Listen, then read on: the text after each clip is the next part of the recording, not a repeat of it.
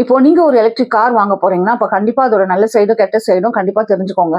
Number 1 lower running and maintenance cost. Lower ரன்னிங்னா அது வந்து எதால ஓடும்னா எலக்ட்ரிசிட்டியால ஓடும். ஸோ அதனால நம்ம வந்து வீட்டிலேயே சார்ஜ் போட்டுக்கலாம். நம்ம பட்ஜெட்குள்ளாரே வந்துரும். Rather then using petrol and diesel.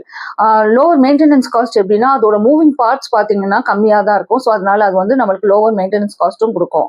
Smooth and silent drive. இது வந்து ரொம்ப சைலண்டா ஓடும். நம்மளே ரோட்ல பார்த்திருப்போம். இதுல வந்து இன்ஜின் வைப்ரேஷன் சவுண்டே வராது.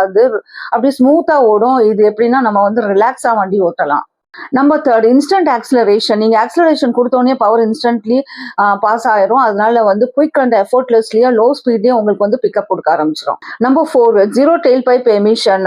Electric cars are zero tail pipe emission. So அதனால வந்து ஏர் பொல்யூஷன் இஸ் ரெடியூஸ்டு. இவ்வளவு நேரம் இதோட என்ன நல்லது அப்படின்னு தெரிஞ்சுக்கிட்டோம். ஆனா இதுல என்ன பிரச்சனைன்னு தெரிஞ்சுக்கலாமா? Number 1 high upfront cost. இது வந்து car diesel car and petrol காரோட இந்த காரோட விலை வந்து கொஞ்சம் ஜாஸ்தி தான் இருக்கும். அதே நேரத்துல இதோட பேட்டரி டெக்னாலஜி வந்து கொஞ்சம் எக்ஸ்பென்சிவ். நம்பர் 2 பாத்தீங்கன்னா லிமிட்டட் சார்ஜிங் நெட்வொர்க். இப்ப வந்து இந்தியாலேயே வந்து இப்பதான் சார்ஜிங் நெட்வொர்க்கை வந்து இவங்க கட்டிட்டு வர்றாங்க.